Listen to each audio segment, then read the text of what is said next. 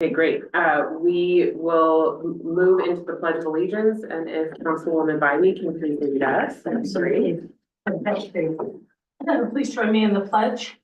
I pledge allegiance to the flag of the United States of America and to the republic for which it stands, one nation, under God, indivisible, with liberty and justice for all. Thank you very much. We'll now move into public comment. Item B. Do we have any public comment, Madam Chair? No public comment at this time. Okay, we'll now move on to item C, approval of the agenda. Staff, are there any changes to the agenda today? They're not. Okay, wonderful. I am looking for a motion for the agenda. So moved. Thank you. Looking I'll for second that motion. Thank you very much. We have a motion and a second. Any questions on that from the board? Seeing none, all those in favor, please say aye. Aye. Any opposed, please say nay. Hearing none, that motion passes unanimously. We'll now move into our minutes from September 23rd, 2024. Do board members have any changes to those minutes? Okay. I'm interested in the minutes as presented. Thank you, Councilwoman Bybee, looking for a second. Second. So we have a motion and a second. Any questions on that? Seeing none, all those in favor, please say aye. Aye. Any opposed, please say nay. So we are now moving into item E, our committee members, and we'll start with E1, which is our opportunity to review board policies and the RSCVA harassment and discrimination policies. And I look to legal counsel to lead us through this. Sure. Thank you, Madam Chair. I will start. So I think we're close on these policies. You've got here a red line compared against the version that we reviewed at the last committee meeting. There's been just a few changes. I can run you through them here. I'm just going to do a page flip. So the first one is in policy 1.03. And this has to do with the chairmanship. So the language that has been added makes clear that the chair will serve one term. There's a rotation amongst the jurisdictions. We're just keeping the order that we're currently in. So right now it's Washoe County, then it would go City of Sparks, and then City of Reno. Any questions, comments? I should have been tracking closer, Ben, but in adopting that, that's not a change, that's just policy, correct? That's just our policy. Yeah, right, got it. Now, is this for this committee or for the? This is for the board. For the board, okay, because right now we have our rotation as Reno, and it'll go to Washoe County. Sorry, correct. Correct, Mm-hmm. okay. Yep, sorry. Nope, I was thinking of this committee. Yeah, it's the board. So, Okay, so Yeah. Reno, Washoe County, and then Sparks. yeah, And just to clarify, a term being 2 years? 2 years. So the term is statutory. Yeah, okay. Good.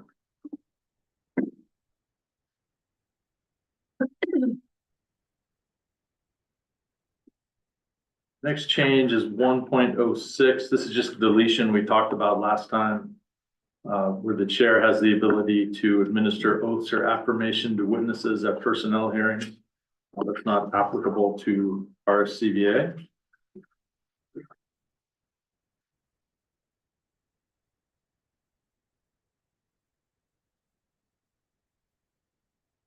Next change, section 4.04. I had a quick question, Ben. Sure. Madam Chair. Yes, of course. Sorry, I just learned now. A couple of things that are highlighted in yellow aren't changes. Are they just, why are they highlighted? Something that came from our discussion or just a reminder? Correct. So those are items that in our discussions, this committee has decided they just want to defer to the entire board, for the board to have that discussion. So all the yellow. Oh, okay, perfect. Yep. Yeah, I knew we were going to, and I didn't realize that we highlighted them in yellow to indicate that. That's good. Perfect, thank you. I appreciate that. And can you go by page, like what page that's on? 19 is the section 4.04. And that has to do with intellectual property litigation, which we decided just isn't really applicable here. We don't have situations where we need to initiate immediate emergency legal action on intellectual property without the ability of having a board meeting. We've just taken that out. So any litigation that we initiate would come to this board or come to the board.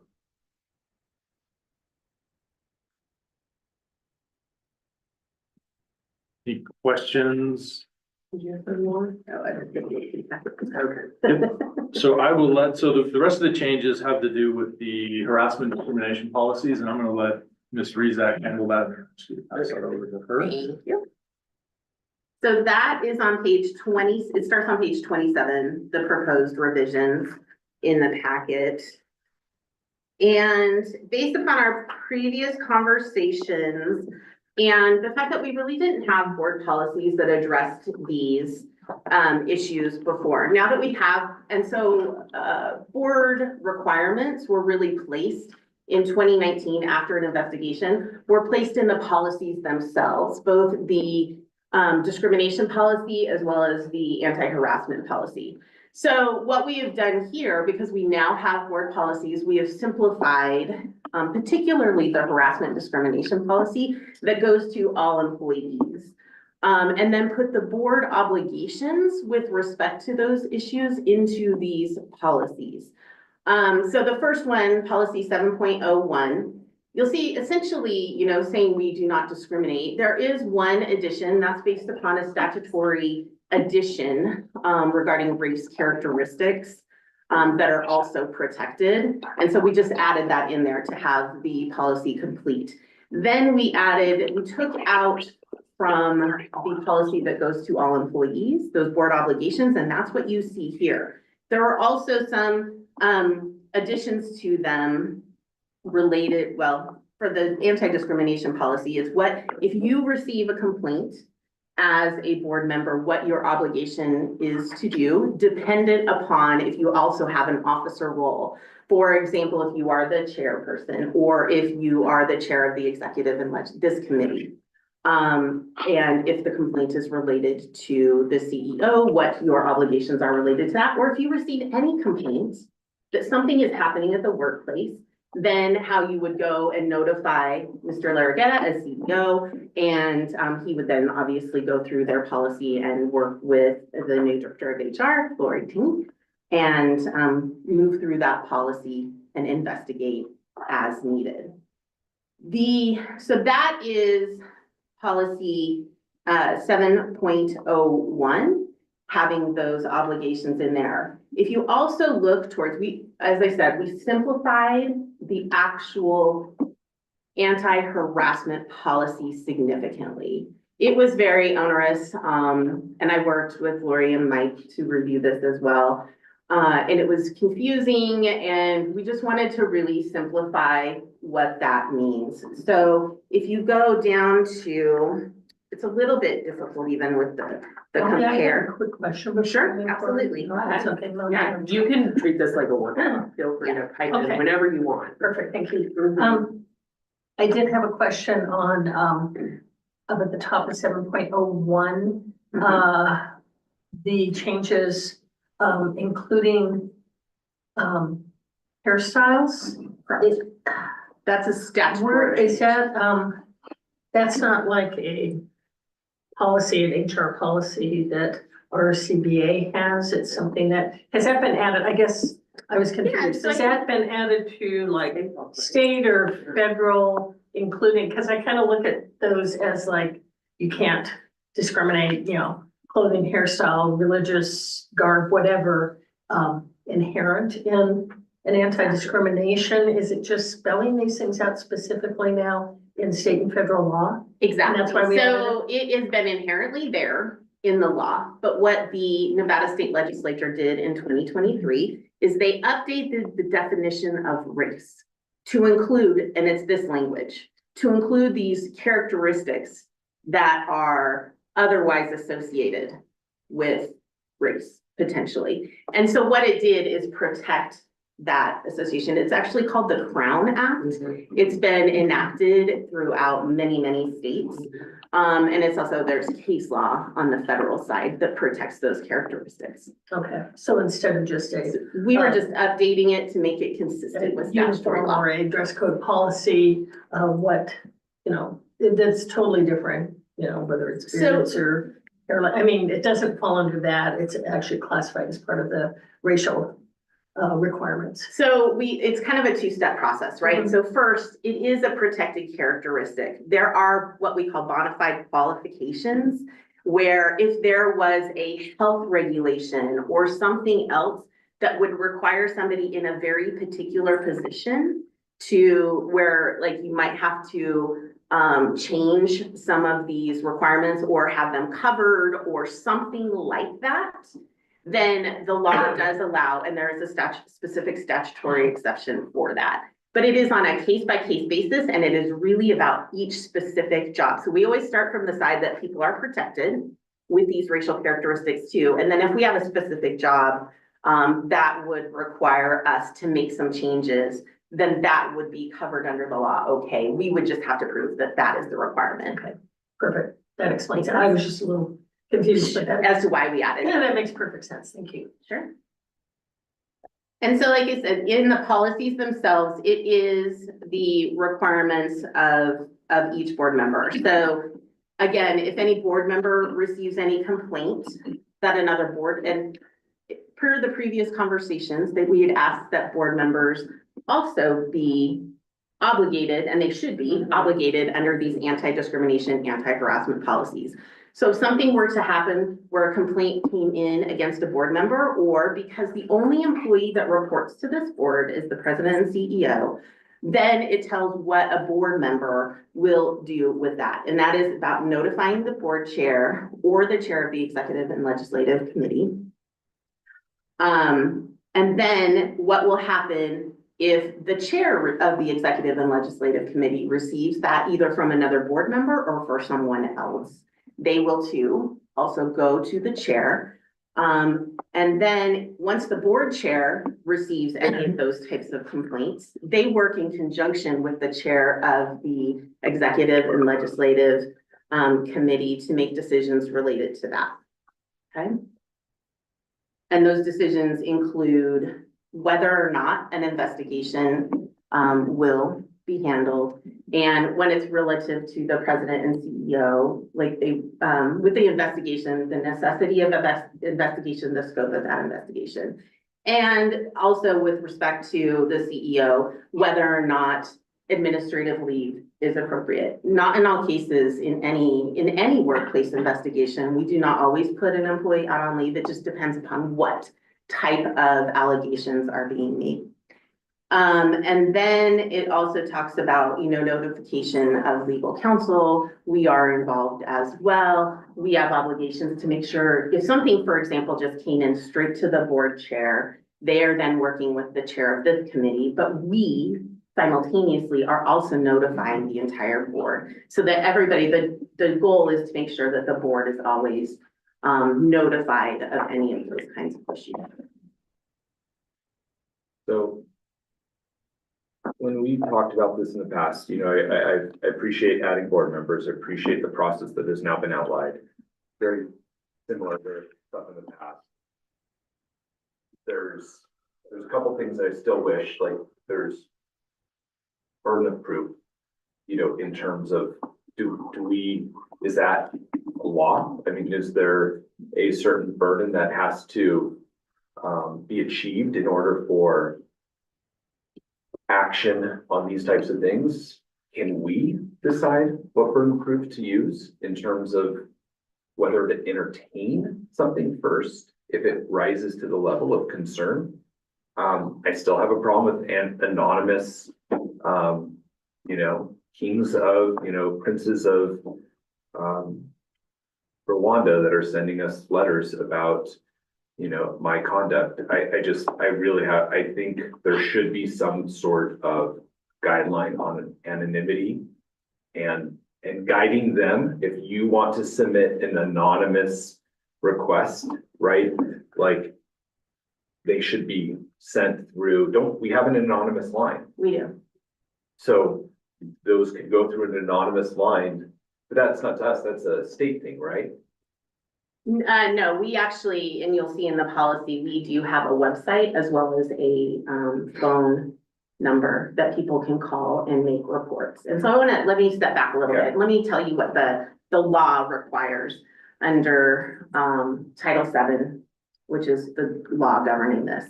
So United States Supreme Court precedent basically says that it's an employer obligation to maintain a harassment-free workplace. Originally, it was what we call strict liability, that if there was harassment and discrimination in the workplace, employers were just found to be guilty of that. If it occurred, then they were liable and had to pay for that. Obviously, the law gets enacted. It was essentially treated as strict liability. Those cases they go through a very long process through all of the courts, ultimately end up in the mid-80s at the United States Supreme Court. At that time, it's called Farragher, Ellis and Farragher defense. The Supreme Court said, hold on a minute. You know, companies are essentially people too. People make mistakes. It's like anything. We're going to kind of swing the pendulum back from strict liability to what can an employer do to maintain a defense for discrimination. And so what the court put in place is if an employer has policies in place that says we prohibit this, that it has a reporting procedure, and that they take any complaints that they receive and they move forward and act with quote unquote reasonable care with respect to those complaints. Then further discussion about what reasonable care is, that is the investigation. And when it is found to have occurred, the proper discipline up to and including termination, training, additional training, etc., is what's considered reasonable care by an employer. That obviously occurred in the 80s. So that has had a lot of case law that has come through. We've had additional United States Supreme Court case law that talks about even anonymous complaints. And because anonymous complaints put employers on notice that there might be an issue, they still have to maintain that defense. They still have that obligation to investigate. So the burden of proof really comes through the investigation. So generally when an investigator comes in, they look at the facts and circumstances. Their whole point is they are neutral. They are not somebody who is on the side of the complaining party or on the side of the accused party. They come in, they are neutral, and they are there just to get to the bottom line facts, right?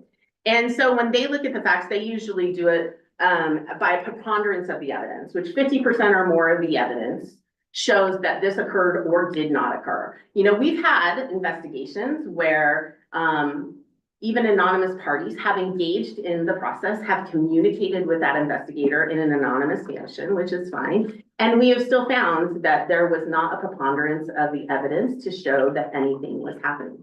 So now to your point of not anybody, you know, getting a scam complaint and things like that. That is why there is discretion with the board chair at that level, because, and that it really is the board making the decision to allow the board chair in consultation with the chair of this committee to review that. Because if it truly is a scam, if it's truly a complaint that does not have specific facts that even merit that, you can have that discussion and you can make that decision. And at that point, I think it's where the board weighs, what is the risk of us not investigating this?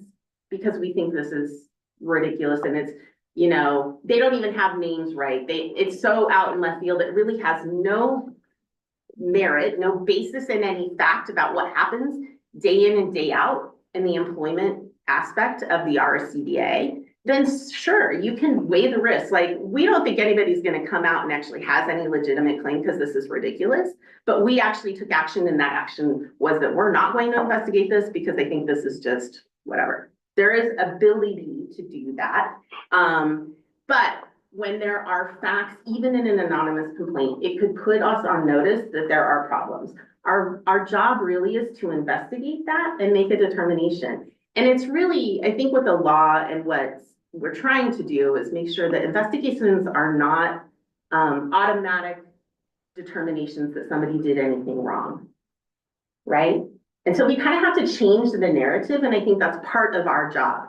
That investigations are just that. We are a neutral person coming in, trying to find out what the real facts are. And so once we have the real facts, then we make the determination. So I think you make a really good point, and I understand that we have so much federal history here that we have to protect ourselves as well. But you make a really good point that an investigation that occurs,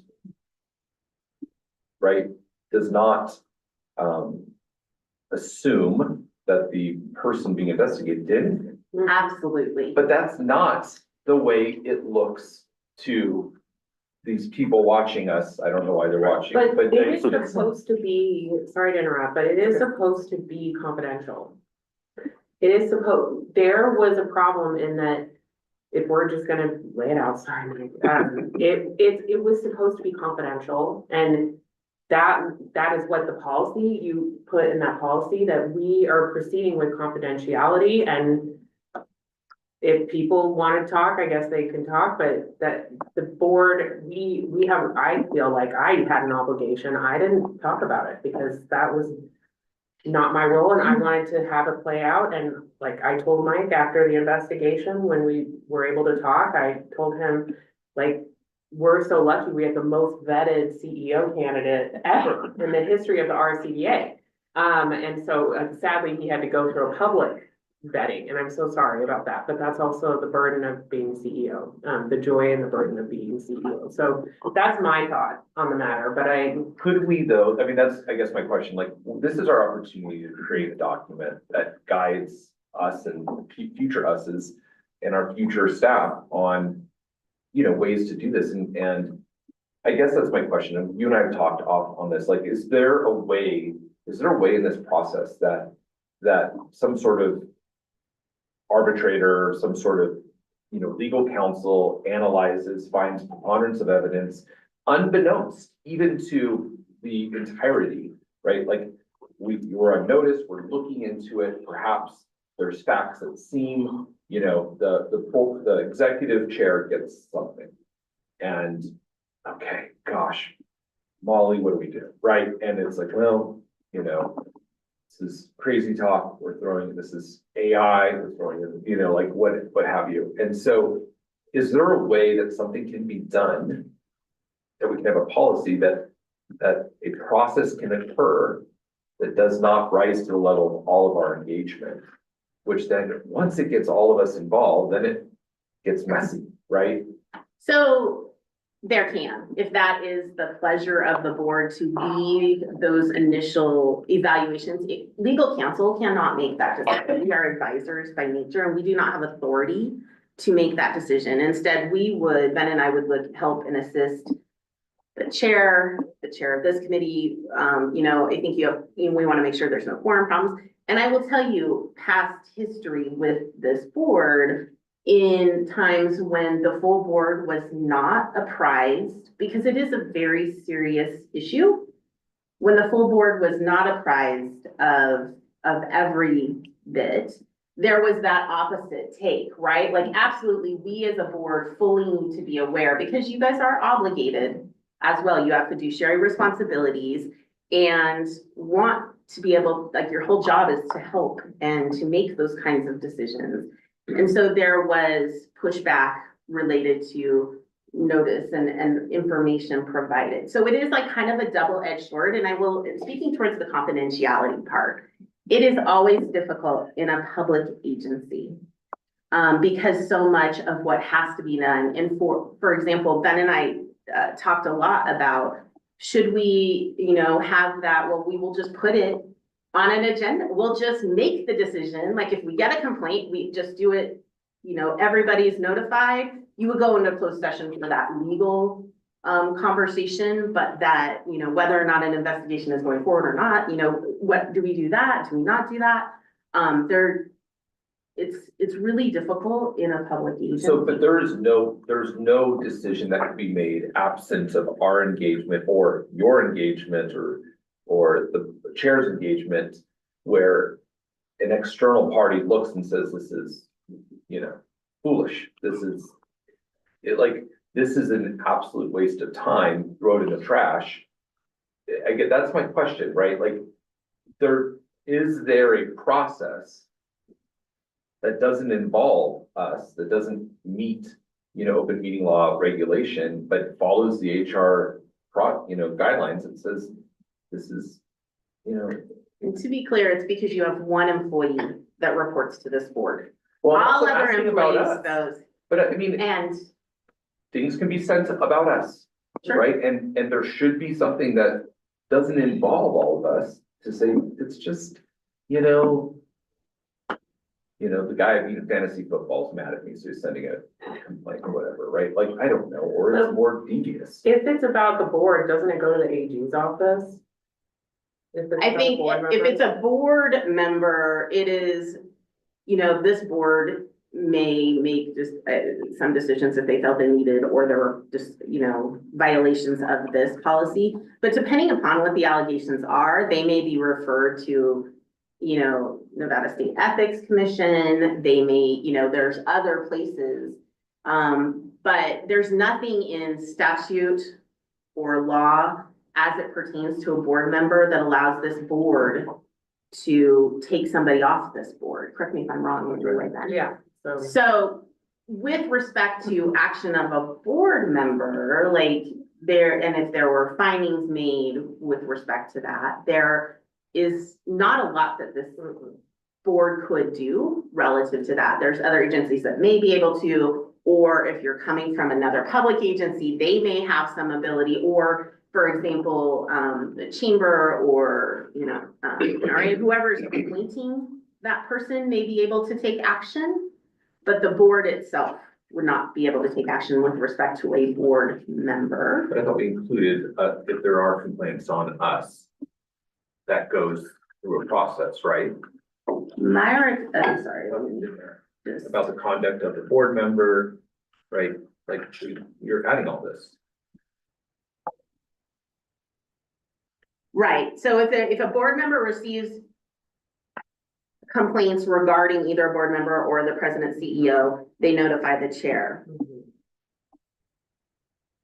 it's still. And then they notify legal counsel with respect to.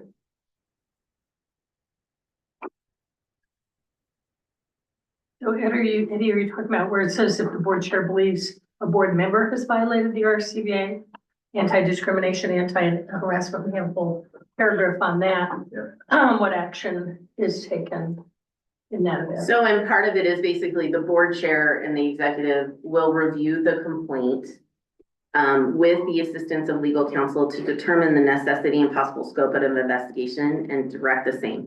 So with respect to a board member, I think at that point, legal counsel says, okay, these complaints may need to be referred to ethics. These complaints are really not like conduct that occurred at RSCVA or relative to RSCVA business.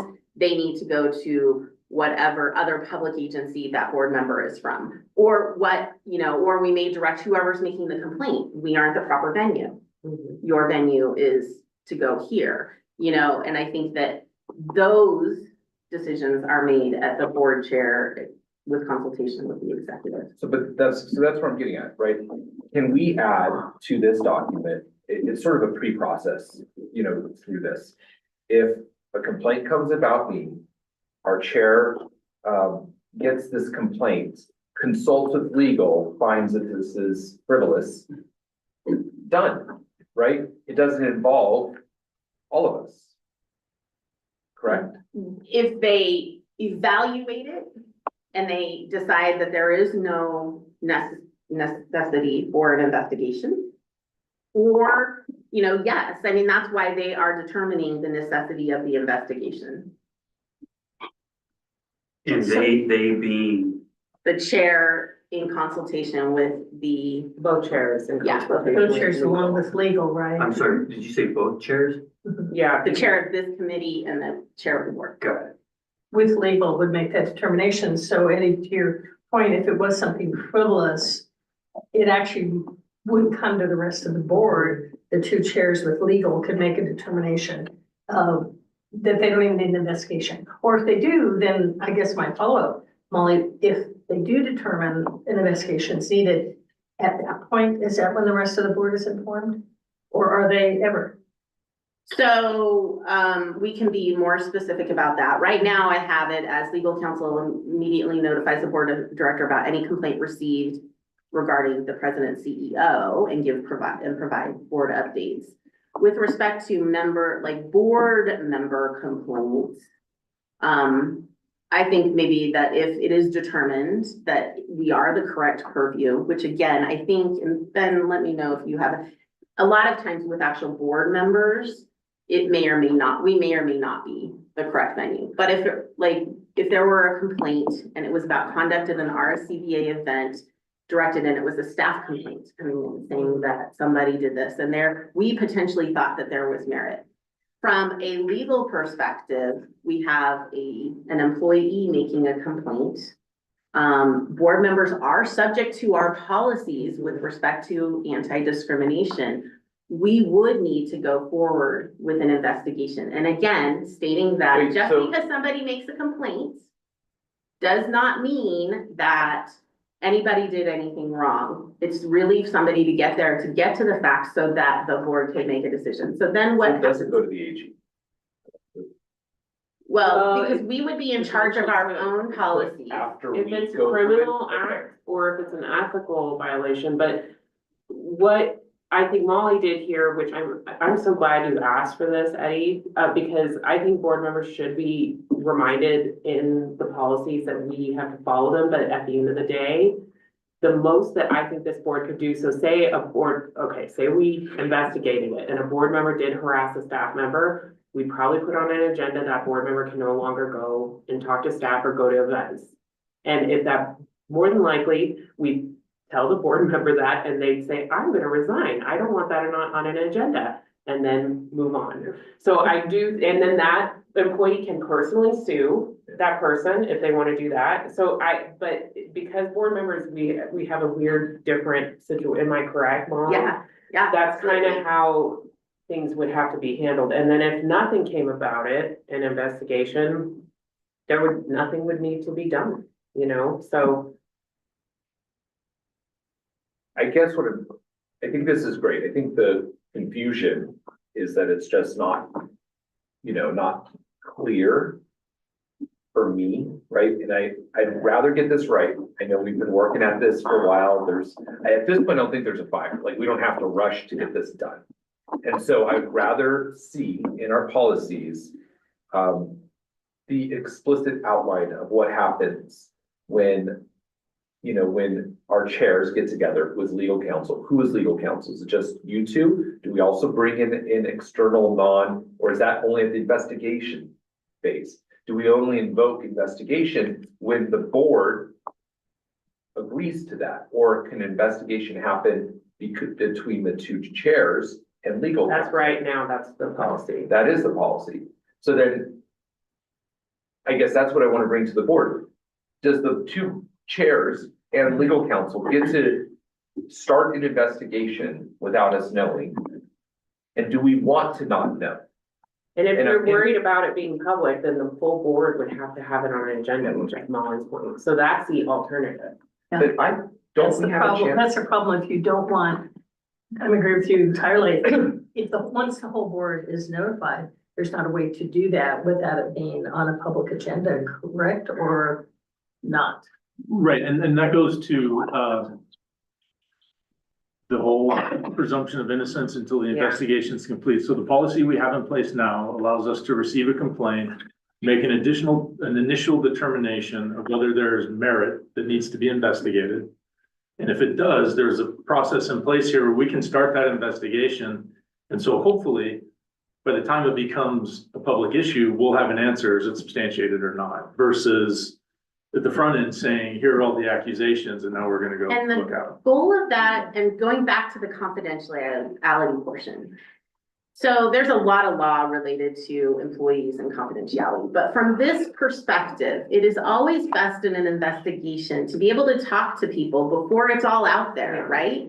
So, because the investigator wants to get with what that witness knows without being influenced by all of the discussion from others or having people collude or anything like that. They want to get to the bottom line facts to the best of we are. It is the most difficult thing to do in this kind of, in a public entity with the requirements with a public entity. I get that. But the purpose behind confidentiality in an investigation is to get the best facts possible from people. And so that is one of the reasons why being able to make that determination, start an investigation, talk to the complaining party, talk to witnesses prior to there being a lot out there allows you to hopefully get the best true facts you can get. It's hard. Can I ask a question? Do we have the attorney-client closed door privilege at any point? So you can't vote in an attorney-client closed meeting. You can discuss and we can say, here are the legal issues, here are the pros, cons, but you can't take any action. Does that have to be calendared? Does the public know? There's, okay, In California, you can. you can vote.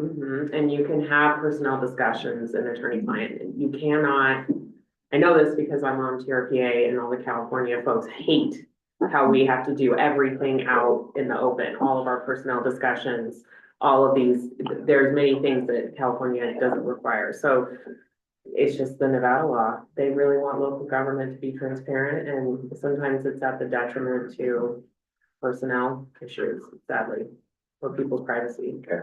So then we could follow up on that. If it reads, you know, say we go to, there's a complaint about a board member and it goes to the two chairs and it goes to legal and you determine that there's enough to warrant an investigation. Can the board, the full board, have a closed door attorney-client meeting so that we know what decision, you know, that an investigation is going to start and we're kind of aware of things before? Can we do that? And I know we're limited on what we can do attorney-client. Right, so we can have an attorney-client to discuss litigation or potential litigation. So it's really it's a fact-based decision, sort of based on what the facts are, whether an attorney-client is appropriate. And, you know, one of the ways we've dealt with it, I can always send an email to the entire board that's an attorney-client privilege communication, right? So that's typically, when you talk about, does the whole board have to know? If the answer is no, the board doesn't want to know, and it wants the chair and legal to sort of handle the investigation before informing the board. I think that's got to be in here, because I think my obligations as the board's attorney, you're all my clients and you're all entitled to know what I know. And so if I'm going to withhold information from other members of the board, I would want that somewhere where I could point to and say, here's why I did that. That's the policy that the board's put in place. That's sort of, I think, again, if we can outline steps, you know, in this, that'd be great. I think the big decision that we four need to make and then bring to the board is if the initial inquiry deems substantive in any way and warrants that next investigation, just to see, do we want the entire board to be noticed of that at that point? What does that solve? What does that help?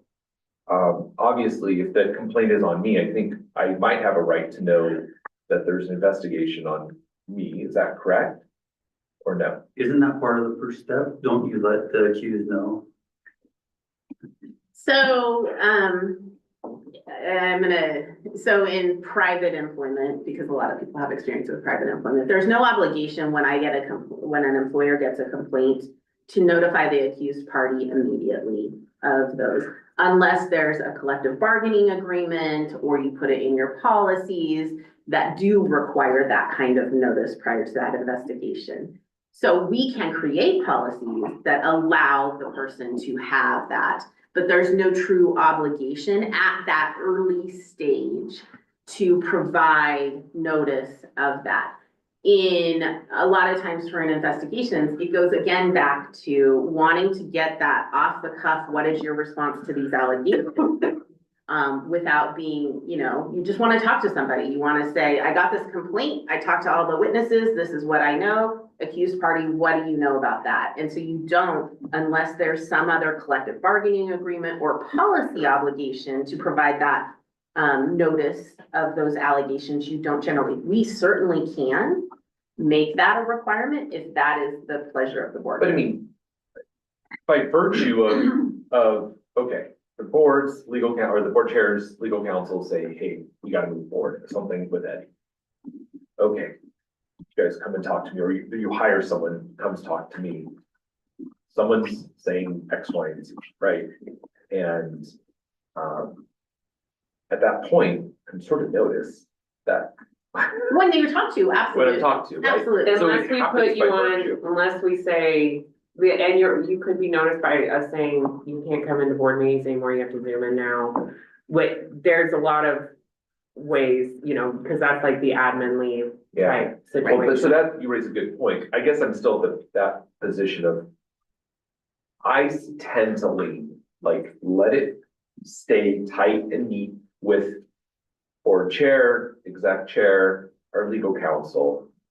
Go through the initial process, then take it to the next step if it's necessary, still tightly within your reins. And then at some point, if there seems to be preponderance of evidence, and I don't know if we want to put that in there, I would like it to be in there if that's okay. Then we as a board obviously have to get involved at that point.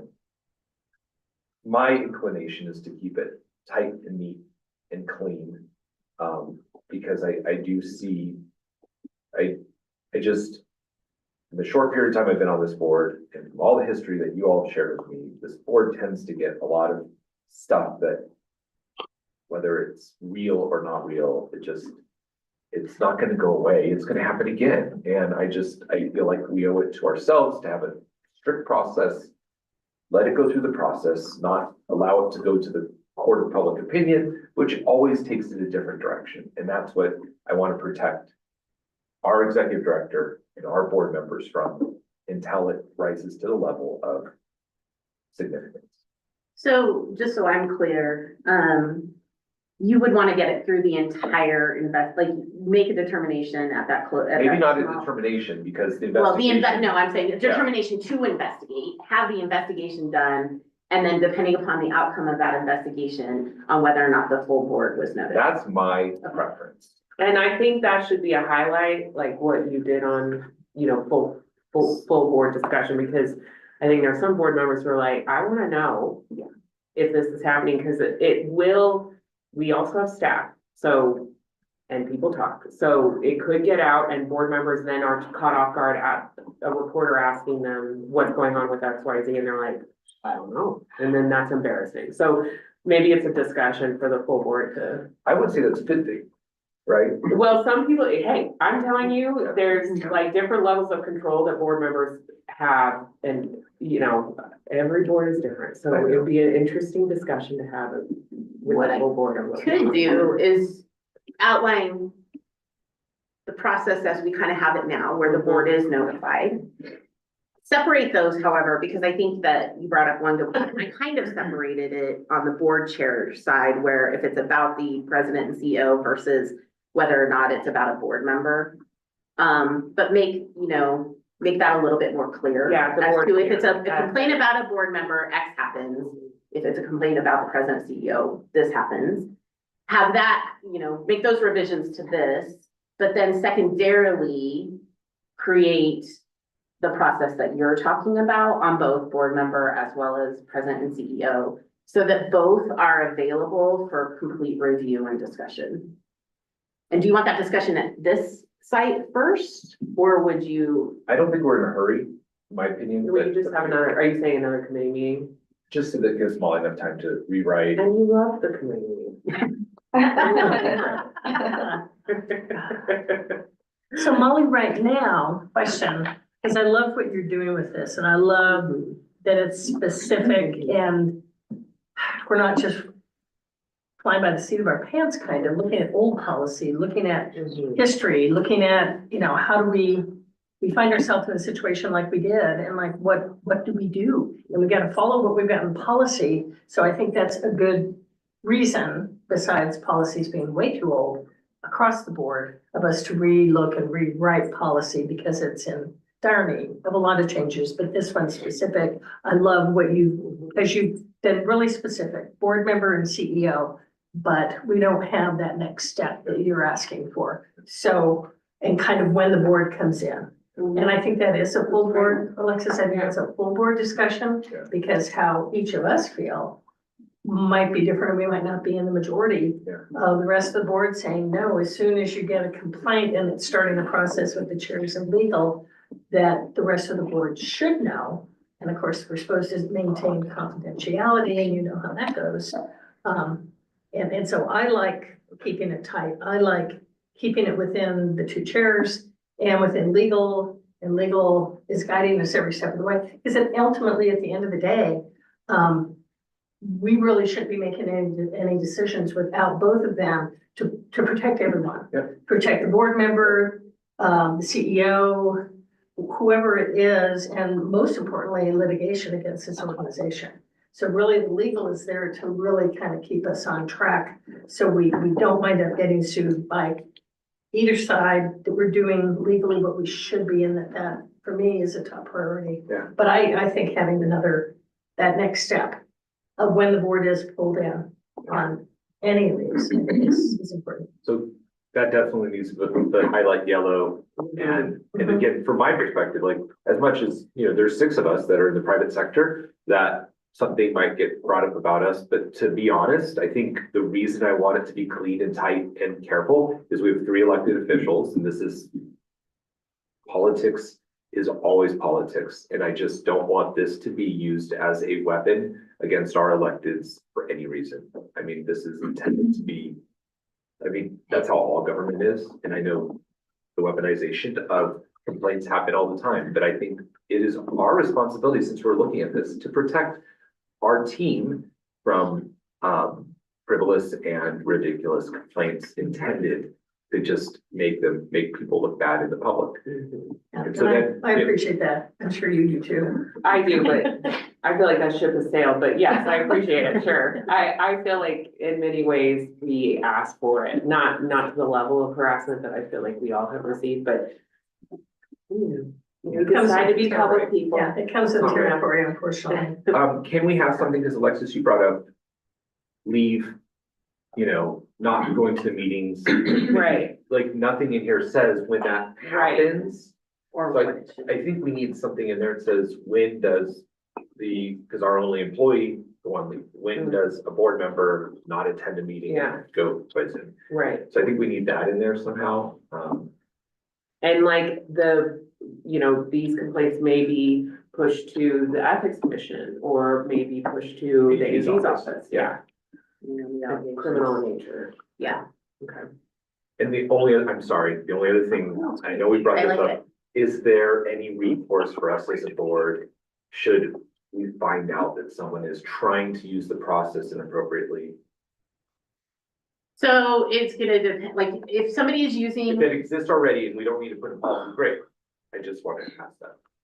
so, first of all, these kinds of employment protections, it depends upon who the complaining party is. If we look at it from the perspective of it is an employee who is making complaints, let's look at it that way first.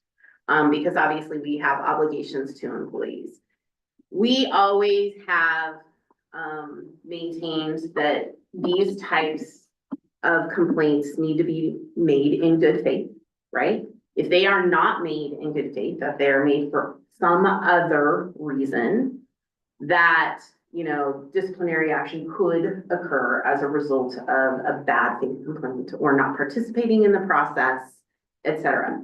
I will tell you from a legal standpoint, that is a very tricky situation. Yeah. Because almost everybody who actually makes a complaint feels that they have, and speaking from the perspective of an employee, oftentimes taking away like our cynical side, where there are definitely people who will make complaints with no basis.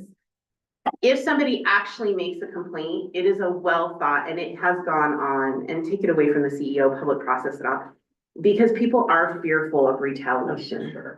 We cannot retaliate against somebody for a good faith complaint, and making a determination of whether or not a complaint is good faith or not is very difficult. So vis-a-vis an employee, if it's determined that somebody else is making the complaint and it is in bad faith or bad purpose, they're not our employee, it's just somebody out there that, and maybe, who knows who that person is, there may be some other venue that we may put on notice based upon the abusive process kind of claim. So we do have They standing have. if we, Potentially, sure. it's Okay. really, really fact specific as to Okay. who it is and what we know. it doesn't need to be in policy. No. Okay. Thank you.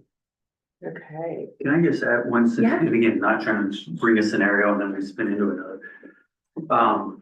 And I lean very much towards your area, Eddie, of just how do we ensure just even a little tighter of a step inserted there before it totally goes? What does happen with the scenario? I'm gonna go the other way. That group deems that this isn't a valid complaint. We are making the decision as board that we're not moving forward. And as a board member later on, to find out that, hang on, especially if something, let's just say it comes full circle and it is legit. yeah, Yeah. yeah, It's, there's a scenario there where, and again, I think we have to, as board members, have to live with it. I don't think there is not a perfect process to this. Especially when you start getting into the anonymity and, there's just so. I think this last situation would complicate it even more as we were in the middle of the job yeah. search. Which that just, right, that was a grenade thrown that really, I don't know, but, yeah, I don't know. Are we as a board good with deferring to those four to say, look, their decision was to not go, I'm good. And are we all clear? Are we all clear from our responsibility as a board member? Because we have signed, I'm assuming we are, if that's the policy we put in place to say, if ultimately that decision was your four, I'm good with letting that go. You're putting the trust in the two chairs to have the authority to make those decisions, just like they have authority to do other decisions. And, I think that anytime that you would make a decision that you're not going to investigate, again, it's their decision to make. But it would have to be a really, really outside, not having any specific facts about things that are actually occurring at the RSCVA to make that determination. Because the two chairs are not the investigator, right? They have to take the complaint at face value and then give it to somebody to actually see whether or not this occurred. So if there is something in the complaint that is reasonably related to incidents and things that could have happened at the RSCVA, the law will give us a duty and an obligation to investigate. So it's really giving that discretion to these, really the scam type of allegations out there. I get anonymous complaints. I would like say 2 a month at the county on employees, on programs. It's a thing. And that's probably why I was like, investigate, because I get so many anonymous complaints, and that's why it's like, be careful of who you elected as chair. Maybe I'm not a great judge of it, but it was specific. And when it's specific, it's just really, you have to be like, no, I'm not gonna do that. So, but, that's why it's like, if the board needs to know any of these chairs could potentially make some bad decisions, and maybe that was a bad decision, you know what I mean? So in your scenario though, Alexis, let's just say you do get one that you just go like this, part-time leaving, there's merit to it. It just feels, we all have that gauge, right? Yeah. When you decide that this isn't even worth pursuing, what, do you need to communicate that with your other members? Well, I send it to the attorney and the manager, if the manager's not involved, look at it and see. And I will say, most of the time we investigate. Most of the time we do. I'm trying to think of an instance where I haven't, but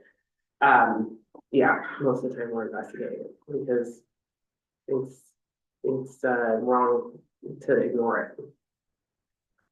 Why people do it anonymously, there's all sorts of reasons for that. And my dad is an attorney and he could not believe that we investigated an anonymous complaint.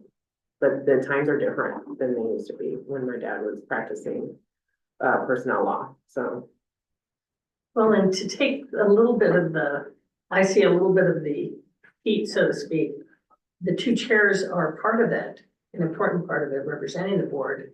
But really, we've got two legal counsel here that I think hopefully that decision to investigate or not, that we depend heavily, because once again, we're looking at litigation or not.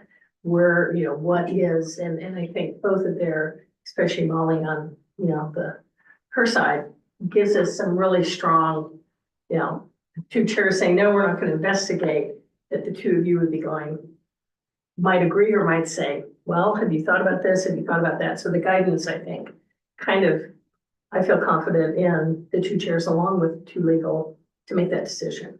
Well, and the question is, does the board, because in many ways it's great.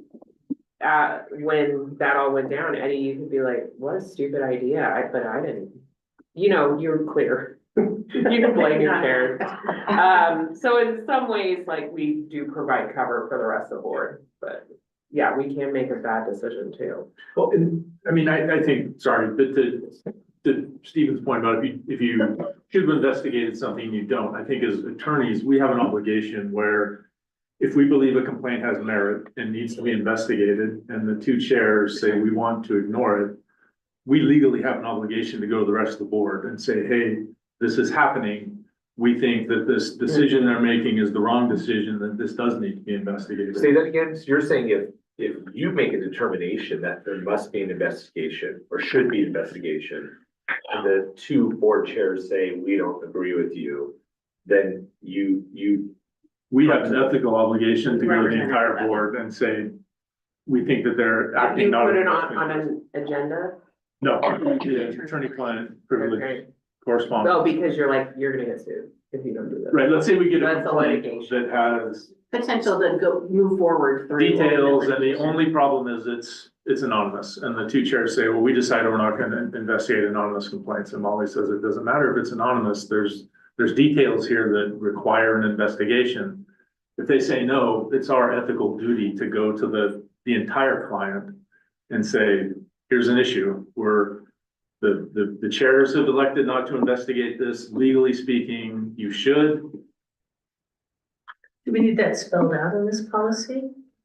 Or is it understood because that's what your job as legal counsel? I mean, it's spelled out in our ethical. In yours, policies. okay, but Molly, do we need it, I mean, do we need it included in what we're doing We in the should know policy? that, right?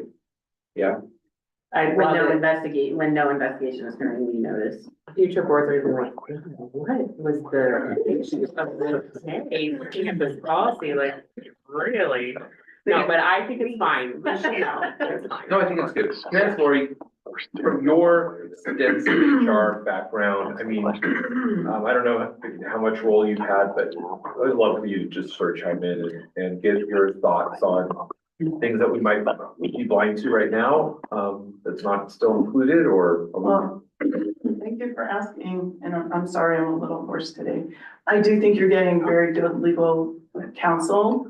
From my experience, I am a certified investigator for internal investigations. And so I really appreciated hearing that legal counsel has the ethical obligation to notify the rest of the board. Excuse me, because I think you also need to think about transparency, and if you're having just your chair people make that decision, it may seem like the right thing to do.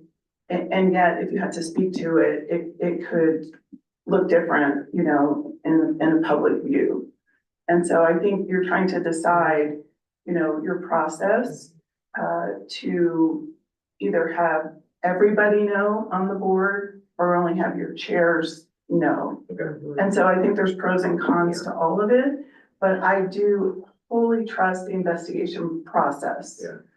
Because, the obligation of the investigator is really to come in an unbiased manner and go with what Molly was saying, is there a preponderance of the evidence, greater than 50%, that would substantiate a claim. But I think your concern is, sort of about frivolous complaints as well. And, the time that it really takes out of, your regular jobs to investigate that. So you know, I think either way would be fine. Personally, I think that a board should be making a decision as a whole. From When? the When? beginning, From the beginning, yes. on But every that's just my complaint, personal opinion. on every complaint? Well, I'm not familiar with how you're handling, you know, just any complaints and the history of, you know, when complaints do come in. But technically, it could be a 5-minute conversation or a 10-minute conversation. You know, it doesn't have to rise to the level. But it has to be in public though. Yeah. It So would that's be- what the it- board needs That's to, It would be any, Decide. it would be any complaint for our one employee and fellow board members. Yeah, correct. Not, Not, organization. No, everybody below the Mhm. CEO is handled through the HR Yeah. department. Yeah. So that, and they have some privacy allowed. and I relative do to understand your concern about, being anonymous. But you know, if you look at the protections, it's why we have a hotline, you know, and it's also, it's not just for frivolous complaints, it could be, you know, for ethics and all different kinds of things. And you really do want people to come forward if it is a good faith complaint, like Molly is saying. And so, you know, I think we would want that for ourselves if there really was something serious. I've had complaints that come through a hotline that are very frivolous. But do you have problems with the conversations that we led to sort of the complaint comes in, the way it's outlined, it gets re-evaluated for determination on whether or not an investigation occurs. And then at that point, I guess my lens, and I'm looking at this, Lori, is that unlike traditional corporate issues where a conversation can happen, there's complaints against members who are elected officials tend to create more harm, and it's a weapon, right? I've seen this across the nation. And so I don't have a lot of control over other areas, but I am one member of 9 members. And I feel like I don't want things to be weaponized in this body against re-electeds that it very may well be at some point in the future.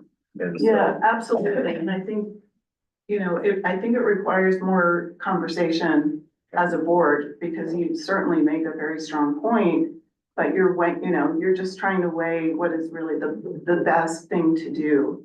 And we are a public entity, and so, you know, that could go both ways, because you don't want any sense of impropriety. And so I think it's really important, you know, what you're gonna decide and what that would look like to the public and how you're deciding.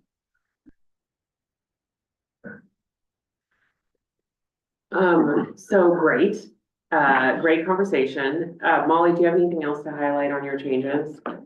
No. Okay.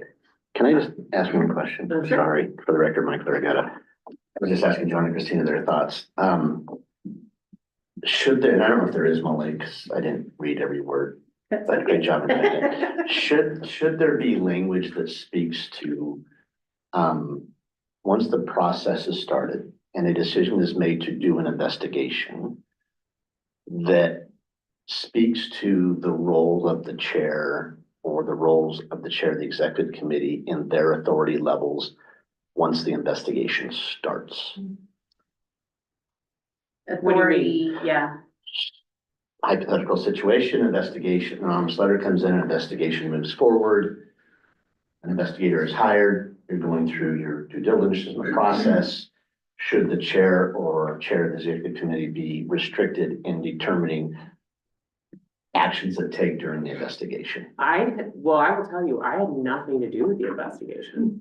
I even had people reach out to me like, what am I being interviewed for? And I said, please cooperate. And I said nothing, because it's not my purview. And that was what I understood from you is, Right. And then that's why I didn't talk to you until, Right. you know, the investigation was I done. guess what you're saying is, can we put a policy that as a board, as we decide, when the board chair and the exec chair and legal counsel make a determination that there's enough to get to hire an investigator, that at that point, the investigator does, there is a separation, the investigator participates, reports back, and then at that point, whether or not there's preponderance of evidence, that the team determines to then bring in the rest of the board on what the next steps are. And can I say one more thing to your point? Typically, the investigator will set that tone, if you will. They're not working with a chair or co-chair on any decisions within the investigation unless something Do they goes. work with legal? Yes, they can work with They legal. work with legal. If the investigation takes them outside the scope of the initial complaint of the investigation, then they would go back and discuss what route would be taken because, you know, things can kind of branch out. But the investigator owns the investigation and they're not being directed and typically don't allow a lot of back and forth. It's very confidential. And, you know, typically they'll give updates about where the investigation is at, maybe in the timeline or, But not money. but not content and things like that. And that's what happened, Molly, this time, because even as chair, I was totally, Alexis and I were totally, it was handed over to the investigator who did communicate with Molly, and I think Van, but we were outside of it. We didn't know who they were talking to, we didn't know results of anything. It was fully, and Molly kind of made sure that we knew that was totally confidential and it was separate from. so What's we your had no- concern? You don't know the relationship or bias between that employee or staff or potentially the chair. If they have any bias, they may drive, if because of authority level in their position, they could drive decisions that may impact the investigation. So yeah, if So you it want to just- spell it out. We'll spell it out, but the investigator, it's the whole point of having that third party investigator is because they don't have any relationships with. It could be prolonged, it could be The board. extended, it could be, there's more witnesses, it could be, it's just as the chair, they have a lot of authority. Sure, fair enough. Okay, any other thoughts for the good of the order on this item? I think we had a great discussion. Did you have something? Just sort of next steps, so It sounds like if Molly doesn't mind putting a bit more detail in this and separating, And two different Yeah, versions, process. like, yeah, I'll give you versions Yeah. of what you could do. and then highlight, kind of where the board decision would be. Mhm. We'll come back to this committee, because we love these committees. No, I do love coming to the RSCVA, don't get me wrong, I'm being silly. And then we'll give our final blessing, and then it will go to the board probably in January, February. This is probably when it will go to the board. Does that work for everyone? Sounds good. Yeah, and was there anything else on the other red line stuff then that's farther into the document that we need to, Mine was the end. okay? Yeah. Perfect. Great. If that direction makes sense to you, Molly, I don't think we need a motion. Do we need a motion? Perfect. And then I'm going to give the gavel to, Councilwoman Bybee. I have to run to a Tumblr meeting. The one that I'm missing? Rescheduled. Yeah, Well, and they're like, you gotta come. Yeah. They're worried about quorum, so, I'll miss the legislative update, I'm sorry for that. But I'll move this over to, the new vice chair, Bybee, to continue that discussion, regarding legislative priorities, and I think Mr. Wadums is here to update us. I'm back to I'm gonna scroll back to our agenda page, sorry. I'm still going 60 pages down. No, that's no problem. Okay, we are on item E2, upcoming legislative session and legislative priorities. So we have Jesse Wadums here today, and you're gonna provide an overview and timeline the upcoming session. I'm not gonna read this whole thing. I think we've read through it. Unless, Ben, do you need me to read it? Okay, so let's roll on legislative priorities timeline. and Sure, some can I things. interject? Yeah. Before you start, Jesse, I don't know if were you planning to do a full overview? I think you did that last time. I was gonna just do some very Okay. highlights that are touch on that, but not. So just a kind of high level and then you'll. Very high level. And any specific things that we're looking at, and Yes, kind of where we stand there. I will. Perfect. And then we can kind of, again, make it interactive if you'd like. Okay, thank I you. work for you, so you tell me. Thank you. Let me just start with, obviously since we last spoke in this meeting, which was in September, there has been an election. So I'll just basically say at the legislative level, not a ton changed ultimately. The Senate is controlled by the Democrats 13-8. The Assembly is controlled by the Democrats 27-15. Functionally, again, that was never really in dispute. What is sort of interesting is that the Republicans prevented a veto-proof majority in both houses.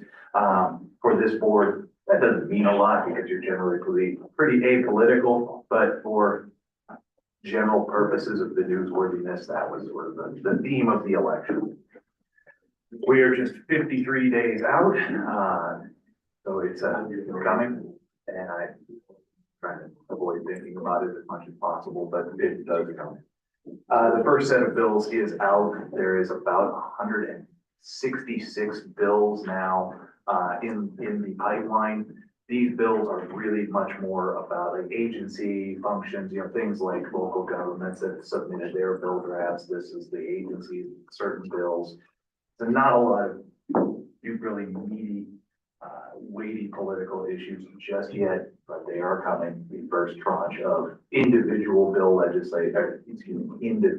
legislator bills are just now coming online, so we'll start to see more in that space. So I don't have a ton to update in there.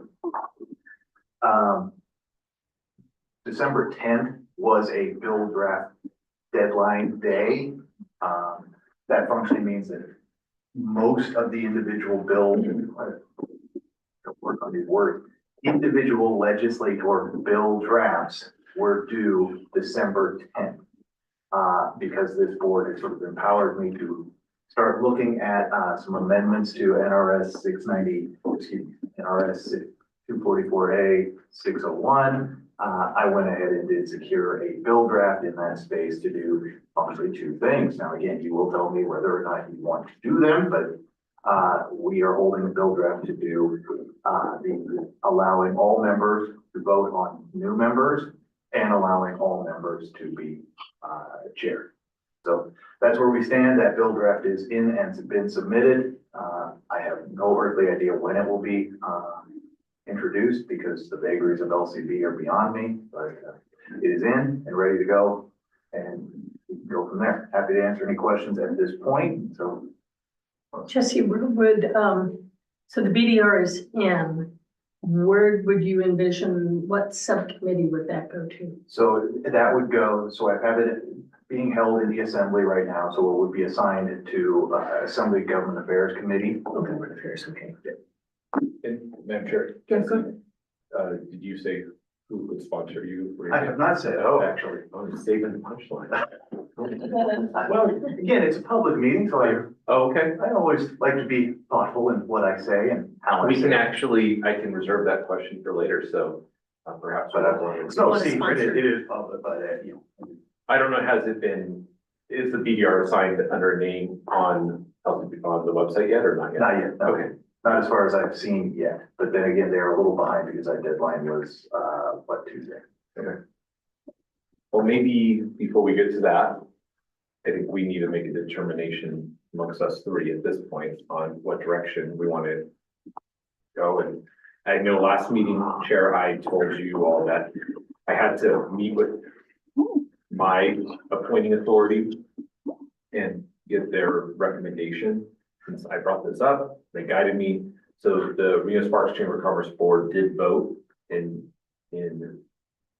he's not here, Ben's not here this morning to confirm, but unanimously to pursue both tracks and have them included in the BDR, and then obviously see how the legislature takes it. But they definitely supported the idea of all of us voting on the incoming members, and they did like the idea of the potential of having a chair that might not be an elected. they said that, might be good at times. Some of the comments that were made is, not allowing a non-elected to be chair sometimes misses certain aspects of, perhaps the resort association industry and what they're looking towards, or, the chamber kept mentioning, chamber's policies or the airport policies or our lake. And so those were the comments that were made. They voted unanimously to support both things, but I know now we have to make a vote as well. So I'll be voting to support both moving forward. Happy to talk more at length if either one of you are interested. Ben, could you give a little bit of a historical perspective that you shared with me, but I don't know that the whole board knows of how we got here to only electeds? And was it after they reduced the size of the board where there used to be 6 electeds and they went to 3? Or has it always been, and kind of what the thought behind that, of why electeds have been in this position? Sure. So I've looked at the legislative history of the County Fair and Recreation Boards and the Washoe County Board in particular. Back in the 60s, 70s, I don't have it in front of me here. It used to be just electeds. So this board was initially 2 county commissioners, 1 city of Reno, 1 city of Sparks. The 4 electeds felt that the sort of community, they could benefit from the community at large and some additional input. So they created non-voting sort of consulting members that would come to the meetings who would act as members, but wouldn't have any voting rights or any right to put things on an agenda. The local governments went to the legislature, I think it was in 77, and asked them to put non-elected members on the board, which they did, which is the 244A601 that we have today, or the prior iteration of it. It's sort of always been my understanding, because it started as just elected officials, because we're funded with tax dollars, that we brought on the non-elected members, but sort of the elected officials have always sort of been the gatekeepers of the board, because that's how it started initially.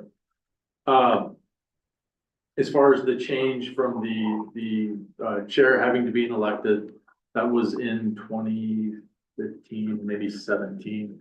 And yeah, it's when we went from 9 members, or from 13 members down to 9. The Washoe County and the city of Reno each lost a seat. So their seats went away. So there used to be 5 electeds on the board. It went down to 3. What I was told at the time was that the requirement that the chair be an elected official was to sort of recognize that the electeds had lost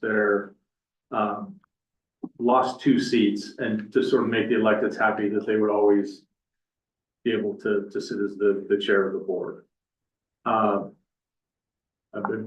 not sure if that answered your question, or if you have other. Yeah, and kind of what your point too is the gatekeepers, because we already, not saying that it's always comfortable that we're the only ones that are chair, but kind of the point of being gatekeepers of taxpayer funds, because we already were elected to do that. So really, you're with the chamber, you're with Peppermill, kind of, and through the years, a variety of people on this board, would you be accused of, not spending money wisely or doing things to only favor small businesses or the casino industry, that kind of, the electeds have a higher innate responsibility just by virtue of being elected, was kind of the point.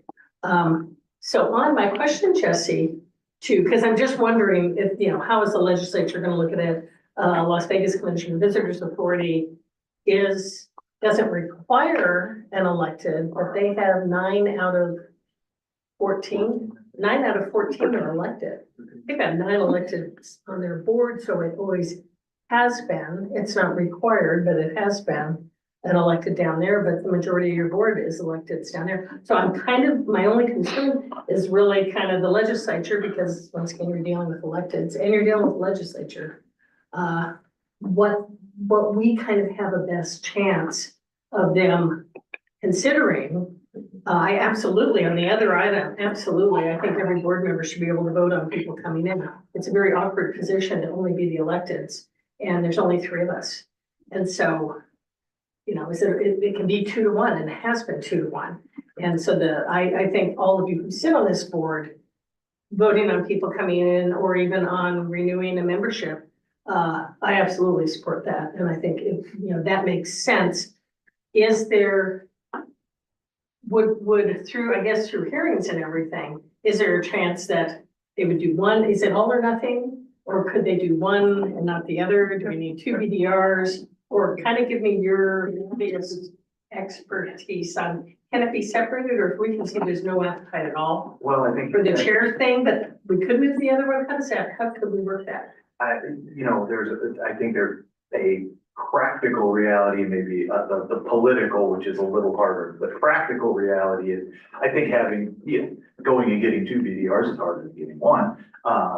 But, so we have one, and you've got sort of 2 pieces that are functionally, and they're not really related, right? You could do one or the other. So in the amendment process, depending on how you guys wanted to go, that can be played out. Politically, it's harder to say, because you put anything into the legislative machine, and the legislative machine is gonna do what it does.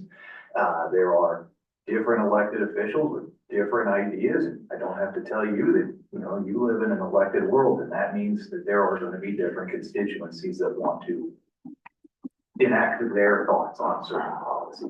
I don't tend to think this is gonna become some monstrous political animal, but again, it's something to be thought about, that once you put things into the system, they are not controlled by any one person anymore. So Did you see real quick on last session, when the Las Vegas Convention Visitors Authority put in their proposal to add 1 seat? well, that, Kind of worded that, it never came to a vote, right? so, What were the you're referring, objections or mindset there? you're referring to Assembly Bill 129 of the 2023 legislative session. That was not actually submitted by Vegas, the Vegas authority itself. That was a proposal by a different legislator. I don't recall. I wrote some notes down. I just didn't make the note. I can't recall who did that bill particularly, but that bill was to add a seat to the Las Vegas Convention and Visitors Authority for another appointing entity. And that bill did not move forward. It was not processed, but again, there are people that are interested in appointments to boards, and it will certainly become a topic of discussion. I was just gonna ask, sort of to that line of questioning, Madam Chair and Jesse. If we, obviously this is on the agenda next week. We're taking a vote. No, I think it is on the. Yes, so it's on the agenda next week, and so as full board, we get to talk. It seems there's a lot of agreement on one portion, the second one, and I agree. If we don't want the whole bill dying, we want to be able to be flexible and maybe provide guidance next week and say, well, if we all agree with the chair conversation as a team, and maybe next week we vote to make it just limited. I would also just ask, other than time, right, being a factor in getting it on an agenda and through the process, what other opposition possibly exists? Because I think to the Las Vegas bill, there was opposition. There was known opposition out there on that bill. I don't see opposition. Like, who would oppose potentially? You make a good point. The honest answer is, and again, I can say this with an extreme level of confidence going into my 10th legislative session, which through math, and that's a staggering number of years doing this. I am making a prediction as to who will oppose or support a bill once you put it to the hopper. It's kind of a fool there. I don't know. My experience tells me that this is not a radical change that is going to pull opposition from any various quarter. I just don't see that. It's a fairly straightforward, basic governance change. If the board itself says we support this, probably on most occasions, I think it's relatively straightforward. Yeah, but predicting who's gonna come out of the woodwork, I couldn't tell you, because I have said, oh, this is a simple bill, and guess what? It never is. So that's just the nature of the legislative process. But again, I'm not trying to. So Eddie, are you saying, I'm sorry, I didn't interrupt you, Jesse. With the direction your chamber is giving you, do you have the flexibility, did you just say you have the flexibility of saying, look, they're in favor of doing both? Yeah.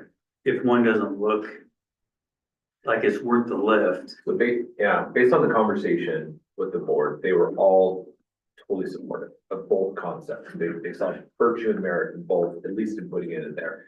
And the conversation about Las Vegas got brought up and that it mirrors the same policy. And did update everyone about the changes that occurred with board members.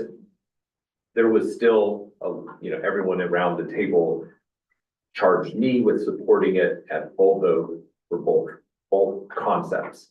I did raise the question about, political game happens and sometimes you have to give and take. There was an agreement that should there be opposition, perhaps we might want to not throw the baby out with the bathwater and get what we can. But that can happen during the legislative process. I think my question to opposition, and maybe this is, you two have two different jurisdictions that you represent or entities. I don't know if you've had a chance to explore this with Valentine and what their thoughts might be. And I don't know if the city of Sparks has entertained it in other ways, but to me, I guess, Jesse, the opposition would come from the affected parties. And that would be the appointing authorities around this RSCVA that are affected on who might participate in this. And I guess we'll learn next week, based on how we vote, where everyone is. But in terms of opposition, if we're fully supportive of it, I'm assuming our entities that we stand with are supportive. I'll speak loosely, and I don't at all want to portray like I'm speaking for the Nevada Resort Association, but I have brought Virginia into the discussion. Okay. And I think the biggest thing out of the part is, and I get it totally, I get both sides of the argument. And I think we would be, and this is where I think Virginia felt, be good with totally having this discussion.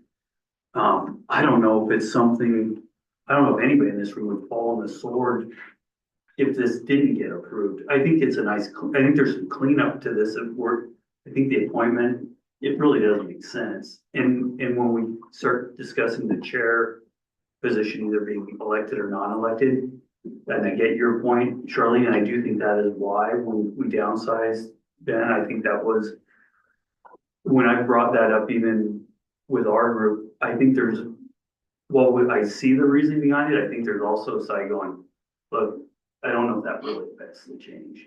I mean, I think, and I think back to the LVCA, if we're not missing, right, it's not in statute that the chair is elected, but it's pretty much their policy. Is that correct? Correct. And when we made the change, I forgot to mention this earlier, when the change was made to require at the RSCVA level, the chair at that time was not an elected official. Right. And the discussion on the record was the change was being made also to sort of mirror the LVCVA policy. Yeah. But so in some ways you could say, well, I think it's typically I like having the flexibility though. If three electeds are basically don't necessarily have the time or interest, that you would have an out to say, look, somebody else can do it. But I just, as much as I like both scenarios as a cleanup, it's one where I wouldn't really want to go to the mat. If we had opposition, like, look, keep it. It's working, but I just think, I think it could be improved. And I think I like having the flexibility of having that option. That if you had somebody from the private sector that would, yeah, I'll chair it. And, but I think, and again, I don't want to put you on the spot, Jesse, and you're kind of our risk manager, right? Of like, hey, you don't want to go down. I think this is to me, it's a pretty safe discussion of having this topic.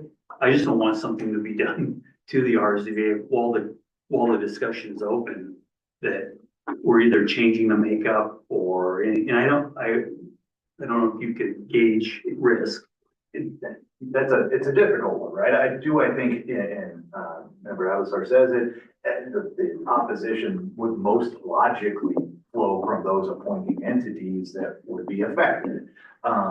Which means if the board then supported it, but so from a risk analysis, this is not some massive change. This is not some 2/3 tax bill. This is not some radical policy shift that is withdrawing somebody's golden goose, so to speak. So I do think it is a relatively low risk, right? It is a relatively straightforward, look, we want to make these two changes. They are basic governance. If the board votes on them, generally speaking, this has been accepted, right? So I think in that way, it's a relatively low risk. What I cannot tell you is what happens when you put an idea into the legislative hopper. That is, and I tell you this, I have seen it happen last session on unrelated bills, but things become different because you've opened a chapter of law that somebody's interested in. I don't know where that risk is. It is impossible to predict at this point, but you put things in and a bill that was about Medicaid funding can become about a whole different thing. So it is, that is a risk that is, I do think this is relatively low, but it's there. I would just say that Sure, it's our sponsor, like, I hope our sponsor is strong enough or smart enough to make sure that things, I mean, get hijacked or what have you. I mean, Yeah, but I agree, really, Jesse, when you say of opening it up.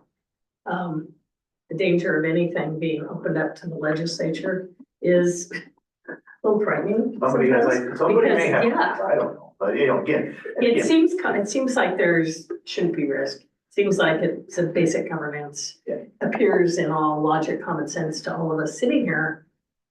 But knowing all the games that go on down there and who's buying this for that and kind of what somebody else might come out of the, out of left field and decide, oh, well, let's look at the funding. Let's look at the other things within the RSCVA that we might want to open up. If you're opening up the RSCVA governance, or there are other things that possibly could be, I mean, that makes me a little bit nervous.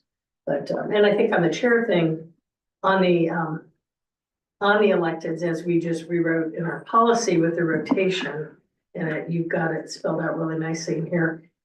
So Reno has it now, Washoe County is next. If the Washoe County representative declines to take that chair, it goes to the next rotated LP. So it just moves in that rotation as we have policy right now.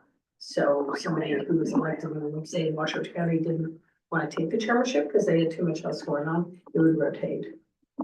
Which I appreciate that, Molly, kind of. And I appreciate it, and I absolutely support that rotation, because for the last 10 years, you haven't had it. And it's been locked up and it hasn't had a rotation. And I think by just setting it in policy is a really good, solid move for us to make, which I support. So Eddie has direction from the chamber. I have not, I need to speak to my mayor and people over there at Sparks, my city manager and mayor, to kind of see where, from the city of Sparks perspective, if they have, what their guidance is, but I am fine with supporting it today, kind of knowing that, and knowing in the amendment, and I guess going into it, maybe if we go into it going, okay, let's throw it out there, if the rest of the board agrees that we should put both of those out on the table, and then see what transpires and through an amendment process, if you have just electeds that are making the decision and they're like, no, we want fiscal responsibility of electeds in a chair position, and we can see that we're not going to make any headway there, then we could amend it and get the other half. So that's where I am. So I support moving it forward today to next week. Stephen? I agree. And I don't have direction from You're any gonna talk- entity that you talk to NRA, other maybe? than just an openness of the discussion was very open of, there's an interest, let's discuss it. Honestly, I felt this was more driven from the elected, which was a little bit, right, on even the appointee, and I thought the discussion kind of percolated the last few meetings. Well, the appointments for sure, and I think more than me, the other, I can't speak for the other two electeds, but on that appointment process, it's been very frustrating for me to be in a position that's been a really awkward position sometimes. And especially if we haven't talked to each other, we walk into a meeting and I'm supporting someone and I don't know, and that's on me to not talk to the other elected, although that's for open meeting law, I'm not supposed to. So I think that I have spoken to and find an issue with that. On the chair, not so much, but maybe I'm listening to Ben and kind of history of what the thought process of why the chair is that. And I would think, Ben, way back,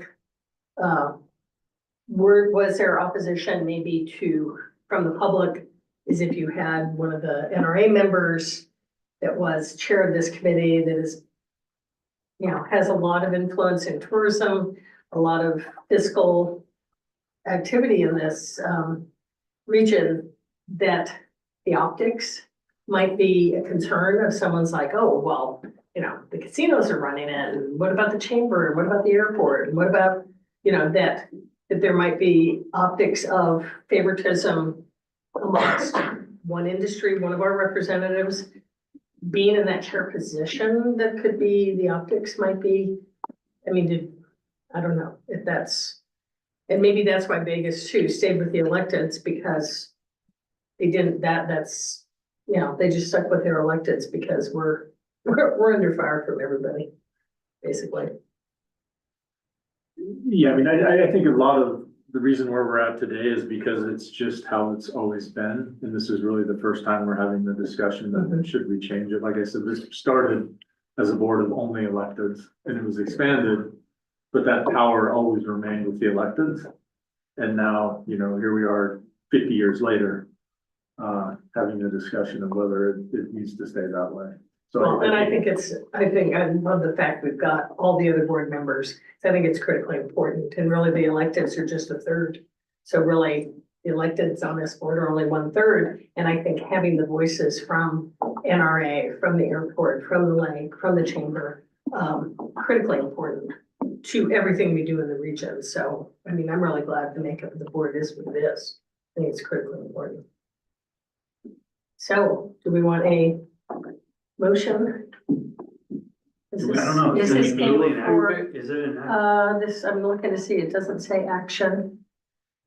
So it's four possible actions. So I think if you wanted to make a motion today, it would be a motion to recommend to the board that Mr. Wadhams proceed with the process.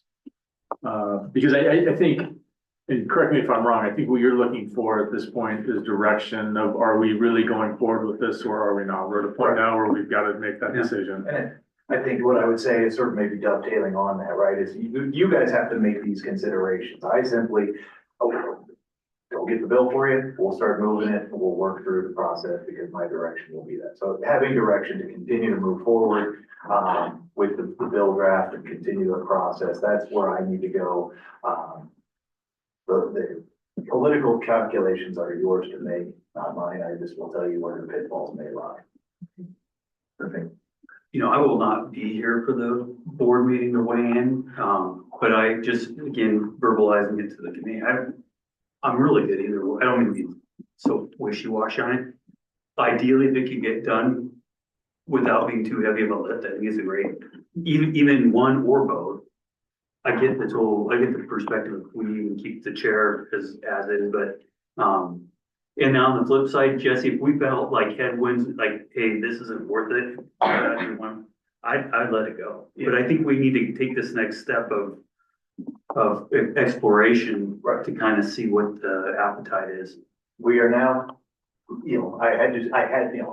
functionally, I had to set in motion because of the deadline. Yeah. So the process is now moving and saying, hey, we're gonna stick with Yep. that. Again, the legislative process is iterative. We will know more at each sort of stage, right? That first hearing will happen, and okay, we'll start to see where this game's out and what comes. And again, I think the calculus is relatively low. This is a basic governance thing. And I do appreciate you making sure that we hit that deadline, so we aren't sitting here now going, we don't have an option. I think we have an option and. Yeah. Sorry, I didn't. Jesse, what are the probabilities? I know a lot of times bills just sit in a chairperson's drawer. And they never can get into a committee. I mean, that happens, right? That does happen, and again, well, hopefully if I'm We doing can't my predict. job well, I am moving the thing along and keeping things at least process wise. Again, I think at this stage, there's really not a ton of harm just to keep the process moving, and then we'll get into the legislative session. It will get referred out to a committee once it's drafted up, we'll go from there, we'll start to know where the pieces start to fall. Okay, perfect. Eddie, did you want to make a motion? I move that the Executive Legislative Committee recommends to the full board, the, two concepts that have been entertained and instruct our logging team to continue with the process until we're notified by the board for next steps. Okay. A motion, I'll second. second, motion is second. All in favor? Aye. Opposed? Motion carries. Good. Okay, thank you. Could Thank you, we actually, Jesse. though, could I have just open general question to Jesse? I Yeah, might have covered absolutely. this when I left. Absolutely. In discussion of the lake, I know we've had discussions of. I just want to make sure whether room tax surcharge, I know that they have a need, right? Do we have anything on the radar that, I'm assuming they probably secured a BDR? It does, and there was some discussion at the Commerce Committee level, with regard to a surcharge bill. It's still a little, we're still so early in the process, I don't have a great line of sight as to whether or not that committee, that interim committee is going to take on that piece of legislation. I mean, we can get into the whys and wherefore, but if that was a recommended policy of the committee, whether or not that goes forward. But we do have to have that on our radar, just because again, that will be one that we're watching for. And again, we may see other things that I'm not seeing yet.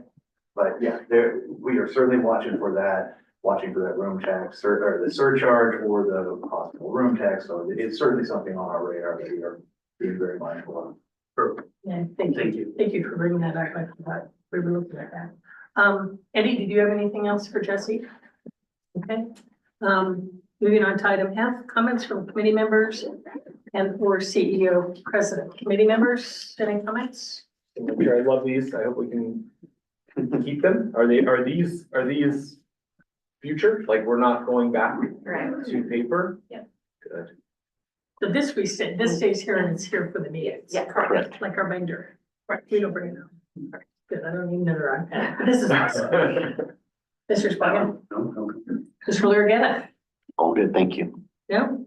Okay, I will close item F. Comments from the floor by the public. Do I have any public comment, Madam Clerk? No public comment at this time. Okay, with that, I'll do my favorite part of the meeting. We are adjourned. Like that, it's a new one.